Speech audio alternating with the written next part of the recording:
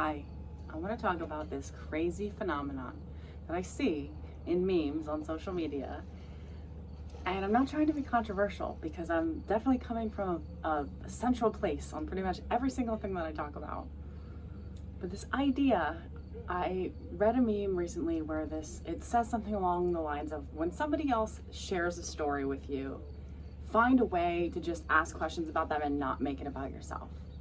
And underneath this whole thread where people were agreeing with this, and then some people would say, well, hey, I tell stories to connect in this way. And this one girl said, so are you implying that if somebody said that their dog died, you would tell them that your dog died too? That's appalling, is what this girl says. And I was appalled. I couldn't believe this. And like, I can believe it, but it's all identity politics and bullshit. Like, to say that somebody else, okay, let me go here. This is why this is starting. And I don't want to get on my soapbox too soon, and of course it's on a website called Tell Me You're Neurodivergent Without Telling Me You're Neurodivergent. So I surrender to the reality that I am not a neurotypical person. So I am speaking on behalf of what I see. I'm sure that there are other people who maybe are polar to this that shouldn't necessarily take this advice, but we are literally taught to become a blank slate for the purpose of somebody else. And in my interpretation, that blank slate is not connection. Therapy only works in the relational realm because there's an actual relationship between two selves. Not because there's a blank slate that one self pours itself all over and there's acceptance in that. When there's no reflection of how that pouring affects the canvas, which would be the therapist in that sense, they're not gaining relational mirroring. But therapists often are taught, oh, just mirror relationally. And they're only mirroring the other person. They're not mirroring their experience from the other person. This is not all therapists, mind you. This is not all therapists. But we are kind of taught to do that depending on what school we've been trained in. So this thing that I saw today, it says, here's a fun fact about me. When I'm having a conversation with you, I will periodically bring up personal experiences from my own life, interspersed within your own stories that you're telling me. I'm not doing this to try and make this conversation about me or to take away from your own experience. Actually, what I'm attempting to do is to try and show you that I do, in fact, understand what you're trying to tell me and that I am giving your story my full attention. It can be off-putting to some people. So if I've ever done this to you in conversation, I just want to make sure that you know I wasn't trying to take over your story. I was just doing my best to connect with you in the moment. And somebody wrote, like, she shared it and she said, oh my God, I feel guilty for doing this because this is so me and I do it all the time. And this is what I wrote under it. And this is the premise of like what I'm getting at. I wrote, I never feel guilty for doing this anymore. I hate memes that say we should be able to hold space by keeping ourselves out of it. That's absence of presence, self-negation, and not even close to connection. Someone under it said that they did this and someone judged them by saying, so if somebody said that your dog died, then you'd say yours did too. That's appalling. I was appalled. Every single person I told that my dog died, that told me the story of their own dog dying, made me feel seen. Everyone who shed their own tears for their own story as they shared it with me made me feel felt. I was so grateful to know their story was colored differently but built in the same shape as mine. And I felt with them, not for them, and vice versa. When people say shit like that, they're asking someone to be for them and not with them. When they say like, oh, you should be able to self-negate for somebody else, which is not reciprocity or connection. That's like the fundamental thing that people are missing. And then we're being taught, hey, self-negate, and then you deserve connection. Hey, become nothing, become the invisible. And again, I'm speaking as a neurodivergent person with a background that I was trained to be invisible. That was my secret superpower that I wished to be. Oh my God, I used to daydream. If I was invisible, I would just go here and I would listen to this, I would do this. But that's a metaphor for what's going on, right? So even in my own work, I share stories that, and it's not, you know, they say like share mindfully as a therapist and things like that. And of course I do, but there is a transference of energy between a felt sensation of a story of somebody who's already been there. I've been through a lot of shit in my life. I have a lot of inner narratives and inner terrain that I have crossed that a lot of people wish that they could, and they're on the path to doing. But I've Sherpa'd them. I've been on that mountain. I know how to do that thing. So that connective piece that I can say, and that these people, my dog just died.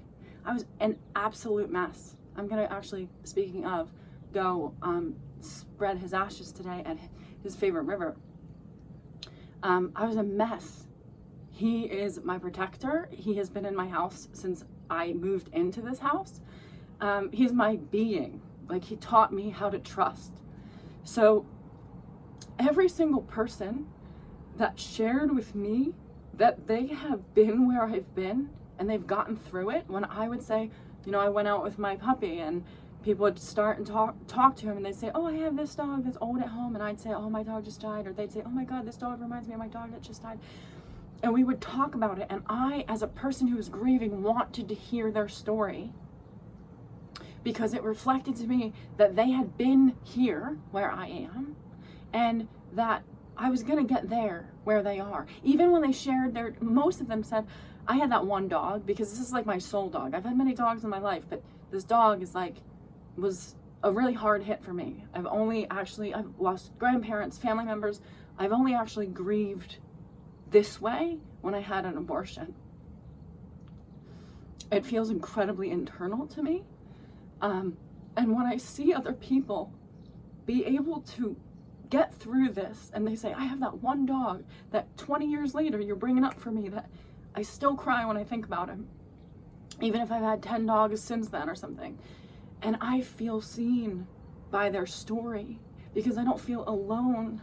So when people say, you're supposed to just hold space and be this blank slate, well, that's more of the same and theoretically more of the problem. Especially if you're on my channel, especially if you're a neurodivergent person and you're feeling guilty for wanting to connect with somebody. Because isn't that the sad part?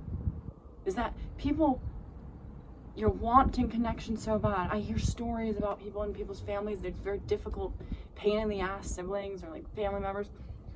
And it's so sad that their defense mechanisms are so in the way, but really on a biological level, they're just trying to connect. They're just doing it in super disturbing ways.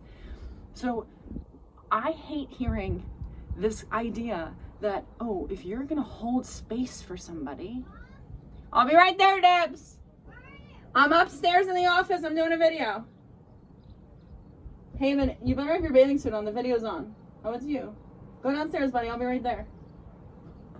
I'll be there in a second, Mama. Okay. Can I do a video with you? You can talk, sure, in a minute. You can come up after you get your clothes on. Okay. So I hate this idea of when you are trying to connect with somebody, you're supposed to just, oh, here's the other thing. You're supposed to just be a blank slate, just listen. But here's the thing. I was actually out the other day, and as a person who now holds space for a living, but I know how to contain my own space without thinking I have to I can contain space, but I don't leave the space that I'm containing. So I'm not above it, I'm literally with it. And I think that's like the problem in traditional therapeutic. It's like, I'm above this space and I'm just looking down at it, but I'm like literally looking up and this way at it. So I do this for a living, and I'm not gonna act like it's not hard, but it's not hard for me. This is my gift. It's one of the only things I'm really good at, okay? So it's not actually hard for me. But when it comes to friendships and when it comes to realizing that I have usually been that therapist more than I have been comfortable being a normal friend, and what I mean is that most therapists are codependent. That a self-negating person who's like, okay, I'll become absent so you can become present. No, you have to mirror presence. You have to become present, even in the presence of absence. And you can stay present and call it to you, or say, okay, you're absent, but I'm still here with you. I'm going to teach you presence. But when you self-negate and you go, okay, well, I have to be absent for this other person to be present because they're the person who's like drawing the narratives or whatever, that's true. But you're like, our job is to help you draw within the lines that are actually going to serve the entire structure, not, you know, go super out of bounds. So I test out my interactions with people, knowing that I've been a probably better therapist to all my friends than I have been a friend. And that used to work a lot because I was probably everybody's best friend, but that's only because I was their therapist. So inserting myself in that, whoops, sorry, the winds came. Inserting myself in that has changed a lot because people don't necessarily love that I have come to presence and said, oh, hey, I'm here too, right? So I'm out the other day and this chick sits down with me. I invite her to because I see her standing there watching Chris play with her dog. And I said, hey, do you want to sit? She sits down and she tells me her life story, which happens to me all the time. And it's like 10 minutes. And I'm like, I've been there, right? She's leaving her baby's dad, blah, blah, blah, blah, blah. It's really hard. He sucks. She's moving out on her own. She's never been on her own, you know, but she's like way older than I was at the time. I've been in that storyline. So after she talks for like 10 minutes, I start sharing my own story. And all of a sudden it's like, okay, bye, I gotta go, right? Like she just like was not willing to be reciprocal. And that is not connection. That is not reciprocity. That is not what gets people grounded in why humanity actually works or how humanity actually works. It's this weird hierarchy that doesn't work. So the fact that she talked for like literally 10 minutes, and I'm reflecting to her something. Hey, buddy, hold on. Come sit over here. It's just incredible to me that people think that it would make me a better person to just sit there and listen to her story and not act like I am a person listening to her story. They'd rather act like I'm what? A wall? Like, no, nothing. So I just want to put this out there. If you're somebody who feels guilty, hey, Sai, I'm gonna need you to be quiet right now. If you are somebody who feels guilty about trying to connect in the way that you connect, maybe you could do it better. But also, this is Haven. Also, I don't feel guilty about that anymore. Like, you don't have to self-negate. I want you to hear me when I say every single person, oh sure, every single person who told me that they had an experience of their dog dying did not make me feel like they were taking away from my story. They made me feel comforted by adding to my story that there was a new layer that I was going to get to, which was beyond grief, which was like stopping the insanity, because my issue actually for the first week of my dog dying was like I could feel him everywhere. I just couldn't see him. And I would see him, like, I just couldn't see him, but I knew he was here. I was still in very almost enmeshed communication with him. And reconciling that is like, oh my God, it's one thing to know like you're an intuitive person, but to really see somebody and hold space for them to cross to the other side and then them not leave right away, but be gone at the same time, you know, it's like I was in clear communication with him. I felt him everywhere, but I couldn't see him anywhere. And somebody said to me, it's been 3 weeks since my dog died and I still hear her barking in the middle of the night when I can't sleep. Reconciling that and seeing somebody else have to reconcile that made me feel less alone.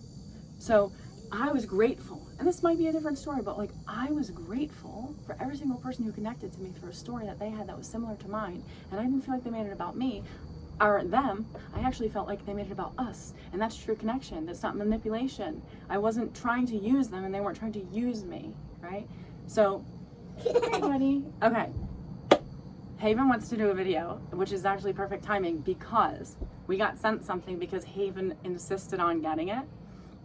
So we're gonna tell him about the water bottle, okay? So Haven insisted. She overheard me say in the car, I get lots of emails saying, hey, can we send you something? Can we send you something? And I never do it because it doesn't really fit my brand. But I am a theoretical health nut, especially about clean water.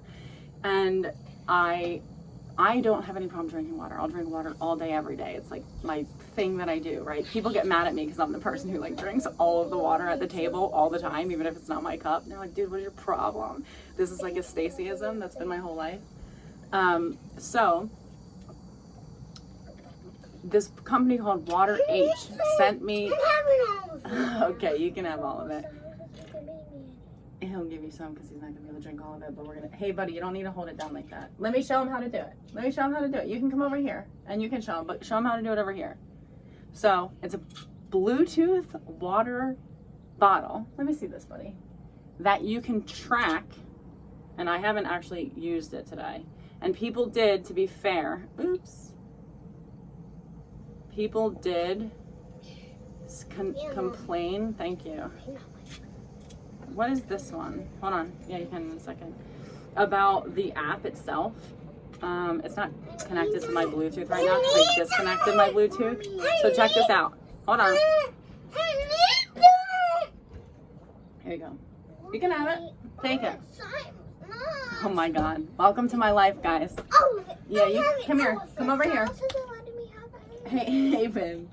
You're gonna get some, okay? Because here's the fun thing about what this does. It's not connecting to my Bluetooth. I can't actually show you what it does right now, but it will test your water anywhere you go. I went to my friend Mary's, I couldn't believe it. So we got a reverse osmosis water filter. It says our water has 14 ppms when I test this water. And that could be like theoretically not true until I go to my friend's house and I test the water and it's like 200 ppms. And I go other places, it's like 600. We have bad water in our town. Here, let me show them real quick. So you hook it up. Sure, I can. So Haven wanted this because she's not exactly good at drinking water all the time, but it makes you set a goal. So for your weight and for your height or whatever, you put it in the app and then it will tell you how much water you're supposed to drink in a day.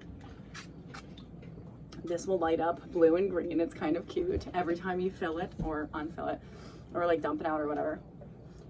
And it will test your water so you can know what quality of water you're drinking. So for Haven specifically, if you are a person who struggles to drink water, this is awesome because you get those hydro flasks for like 80 bucks. This thing's like 80 bucks, but it also tests your water and excuse me. Okay, we'll go get more. You may not touch her like that. There's more in here anyway. Okay, we have a Silas having an issue right now, but so this is the Water H water bottle. I would recommend it if you are a person who cares about clean water and wants to know what you're actually drinking, and if you're a person who struggles. Like, this wasn't me. The only reason I got it for my daughter was because I don't have an issue drinking water, but it is fun to track. So check it out. I might have a link. They might have sent me like a coupon for you or like money for me or something, but okay, I have to go take care of business. Bye.